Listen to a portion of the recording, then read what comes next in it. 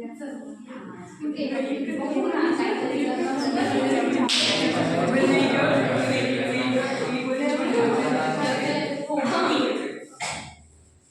माहिती का आज आपल्या गावाला 7 वाजेला कार्यक्रम आहे? नाही अगं हो, इतर काही खेळाचा कार्यक्रम आहे. फुगडी, खो खो, कबड्डी. तुला माहिती का? नाही, मला माहितच नाही. या फुगडीचा कार्यक्रम मला येतच नाही फुगडी. बरं त्यांना विचारू.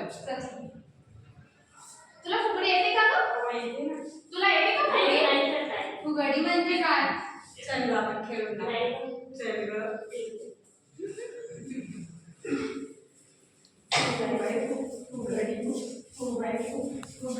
ए थांबा, हे काय लावलंय? ए थांबा ग, हे काय लावलंय? लावलंय? कुठे काय लावलंय? टिकली आणि पावडर आहे ना? लावलंय म्हणजे लावलंय. अगं लावलंय काय आणि करताय काय? एकच आहे.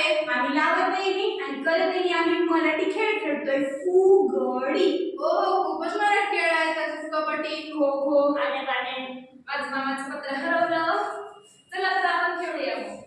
माझं मामाचं पत्र हरवलं, ते मला सापडलं. माझं मामाचं पत्र हरवलं, ते मला सापडलं. माझं मामाचं पत्र हरवलं, ते मला सापडलं. माझं मामा काय लावलंय किंवा कुठे काय लावलंय? खेळ खेळतोय आम्ही. तू म्हणतोस थांब, ही म्हणतेस थांब. खेळ खेळतोय आम्ही. माझं मामाचं पत्र हरवलं. अरे आता खूप प्राचीन खेळ आहे. हे पहा, आधुनिकीकरण मोबाईल, त्याच्यात आपण घरी बसून कोणतेही खेळ खेळू शकतो. त्याच्यात आपण रम्मी, लुडो इत्यादी यांच्यासारखे खेळ खेळू शकतो. पैसे कमवू शकतो. लोक कुठे जाणे, तुम्ही तर प्राचीन खेळ खेळताय. तुझा मोबाईलचा खेळ ना तुझ्याजवळच ठेव. हो हो, बरोबर आहे. तुझा मोबाईलचा खेळ तुझ्या जवळच राहते. जरी तू मोबाईलचा खेळ खेळून पैसे कमवत असला तरी मराठी खेळ खेळल्यामुळे शारीरिक आणि बौद्धिक विकास होते. संत ज्ञानेश्वरांनी ज्ञानेश्वरी लिहिताना असं म्हटलं आहे की अमृताहुनी जरी पैज लावली तरी आपली मराठी भाषा जिंकणार, अशी आपली मराठी भाषा आहे. शेवट जुनं ते सोनंच असतं. मराठी भाषेला अभिजात भाषेचा दर्जा देखील मिळाला आहे. हो, बरोबर सांगतो तू. मराठी भाषेला अभिजात भाषेचा दर्जा मिळाला म्हणजे काय? तर थांबा मी तुम्हाला सांगतो. मराठी भाषेला अभिजात भाषेचा दर्जा मिळाला म्हणजे असं की कुठल्याही भाषेतील ग्रंथांना आपण मराठीमध्ये अनुवादित करू शकतो व मराठी भाषेतील ग्रंथांना आपण कुठल्याही भाषेतील ग्रंथांमध्ये अनुवादित करू शकतो. यामुळे मराठी भाषेत मोठ्या प्रमाणावर भर पडते. हो हो, बरोबर आहे. तसंच देशातील विविध ठिकाणी विद्यापीठांमध्ये मराठी भाषा केंद्र सुरू होणार.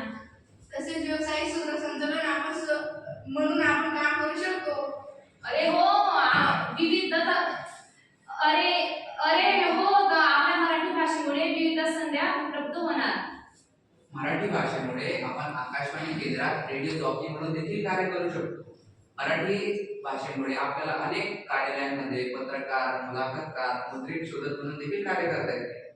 मराठी साहित्यामुळे आपल्याला अनेक व्यावसायिक संधी देखील उपलब्ध होतात. अरे मराठी भाषेत इतकी व्यवसायाची संधी आहे. मुगा जेव्हा या बोलायच्या लावला. अरे हो, ठेवतो मोबाईल.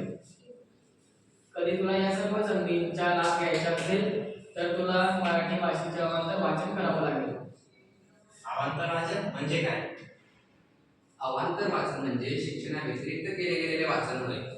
या वाचनास आपण छंद म्हणून देखील जोपासू शकतो किंवा बौद्धिक विकासासाठी केले गेलेले वाचन म्हणजे अवांतर वाचन. यासाठी आपल्याला कुठं दूर जायची आवश्यकता नव्हे, तर नंदुरबार तालुका विधायक समितीचे गजमल तुळशीराम पाटील कनिष्ठ महाविद्यालयाचे ग्रंथालय हे खूप मोठे साधन आहे. ग्रंथालय फार मोठे असून त्यात मराठी साहित्याचा खूप मोठा वाटा आहे.